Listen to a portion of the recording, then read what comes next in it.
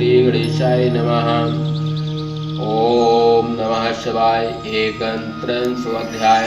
आकाशवाणी द्वारा दक्ष का तिरस्कार और उनका भविष्य कथन। ब्रह्मा जी बोले, हे मुनीश्वर नारद, उस समय अध्यक्ष एवं देवता गणों के सुनते ही आकाशवाणी हुई। आकाशवाणी बोली, अरे दंभाचर परायण दुरात्मा दक्ष, अरे महामूर्ख, यह तुमने कैसा अनर्थ कर्म किया। हे मूढ़, तुमने अपने कल्याणकारक तथा सबको आनंद देने वाले महाशिव दधीच का वचन नहीं माना। वह ब्राह्मण तुम्हें जब घोर शाप देकर इस यज्ञशाला से चला गया तो भी तुम्हारे जैसे मूर्ख के चित्त में ज्ञान नहीं हुआ। इसके अनंतर भी तुमने अपनी कन्या का आदर नहीं किया। मंगल स्वरूपा जो सती तुम्हारा कल्याण करने के निमित्त स्यों घर पर आई थी। अरे अज्ञानी, तुमने सती एवं शिव का अर्चन तक नहीं किया और मैं ब्रह्मपुत्र हूँ, इस गर्भ में फूला रहा। त्रिलोक माता कल्याणी शंकरार्थ भागनी सती की यदि अर्चना नहीं की जाती तो वे उस पाप का फल प्रदान करती हैं, किंतु अर्चना करने पर तो वे सभी सौभाग्यों को देती हैं। वही महेश्वरी प्रसन्न होने पर सबका मनोरथ पूर्ण करती हैं एवं सभी बाधाओं को शांत करती हैं। वह परमेश्वरी नित्य पूजित होने से भोग मोक्ष कीर्ति तथा सभी प्रकार की संपत्ति प्रदान करती हैं। वह सती ही इस जगत को धारण करती हैं, रक्षा करती हैं। वही अनादि शक्ति कल्पांत होने पर इस जगत का श्रृंगार भी करती हैं। वह सती ही जगन माता, विष्णु माता, विलासिनी तथा ब्रह्मा, इंद्र, चंद्र, अग्नि एवं सूर्य आदि देवताओं को जन्म देने के कारण उनकी भी जननी है। वह सती ही तपस्या, दान एवं अन्य समस्त धर्म के फलों को देने वाली है। शंभु शक्ति महादेवी दोस्त हंत्री एवं परात्परा है। इस प्रकार अनंत कल्याण गुणगण संपन्न सती देवी जिसकी पत्नी है, उन भगवान शिव को तेरे जैसे कुविचारों मूर्ख ने यज्ञ में भाग नहीं दिया। शिव ही परमेशान सबके स्वामी परात्पर एवं ब्रह्मा विष्णु आदि देवों से सेवक तथा सबके कल्याण करता है। इनके दर्शन की इच्छा से ही सिद्ध लोग तप करते हैं तथा योगी जन योग करते हैं। अनंत धन धान्यों का तथा समस्त यज्ञों का फल शास्त्रों ने शंकर का दर्शन कहा है। शिव ही इस जगत को धारण करने वाले तथा समस्त विद्याओं के अधिपति हैं। वही आदि विद्या के श्रेष्ठ स्वामी तथा संपूर्ण मंगलों के मंगल हैं। अरे खल, इस प्रकार के सदाशिव की शक्ति का तुमने सत्कार नहीं किया।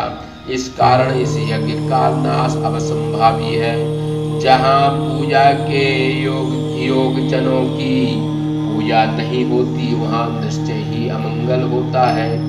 क्या पूज्यों में सर्वश्रेष्ठ वह शिवा तुम्हारे पूजा के योग नहीं थी, जिनके चरणों के रजकोशों शेष जी अपने सहस्त्र सुरों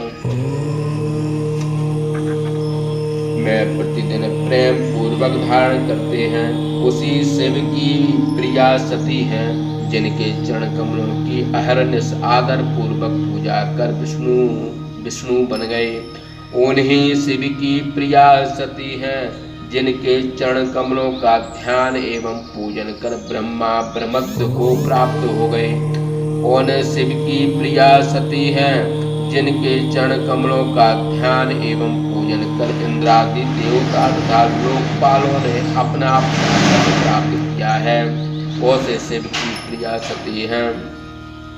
शिव एवं सती इस जगत के माता पिता हैं। हे मूढ़, तुमने उनका सत्कार नहीं किया, अतः जिस प्रकार तुम्हारा कल्याण होगा। तुमने जब से भक्ति पूर्वक भवानी एवं शंकर की आराधना छोड़ दी, तभी से समस्त दुर्भाग्य तथा समस्त आपत्तियों ने तुम्हें घेर लिया है। शंकर एवं शिवा के अर्चन बिना मैं अपना समस्त कल्याण कर दूंगा, ऐसा सोचकर तुम्हें अनिवार्य गर्व हो गया है। अवश्य ही आज तुम्हारा इस प्रकार का गर्व विनष्ट हो जाएगा।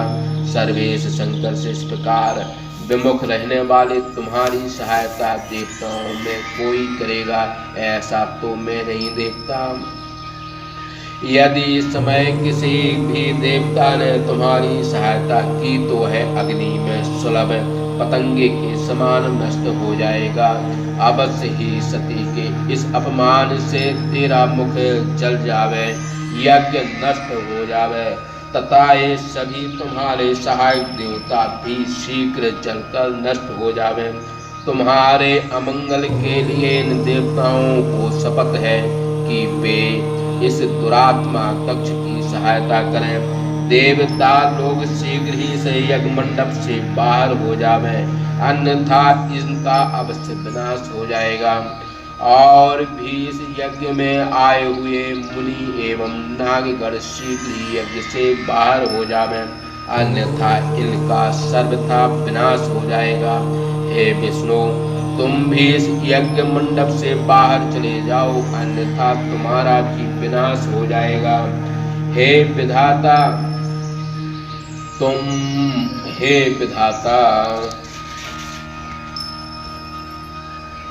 तुम शीघ्र ही इस स्थान से बाहर हो जाओ, अन्यथा तुम्हारा सर्वथा नाश हो जाएगा। ब्रह्मा जी बोले, इस प्रकार सबका कल्याण करने वाली वह आकाशवाणी यज्ञ मंडप में आए हुए सभी लोगों को सुनाते हुए मौन हो गई। आकाशवाणी को सुनते ही विष्णु आदि देवगण तथा समस्त मुनिगण आश्चर्य से स्तंभित हो गए। इस प्रकार से दक्षिणी भाषा टीका महापुराण के अंतर्गत द्वितीय रुद्र संहिता के द्वितीय खंड में सती उपाख्यान में नभो वाणी वर्णन नामक 31वां अध्याय समाप्त। बोलिए शंकर भगवान की जय।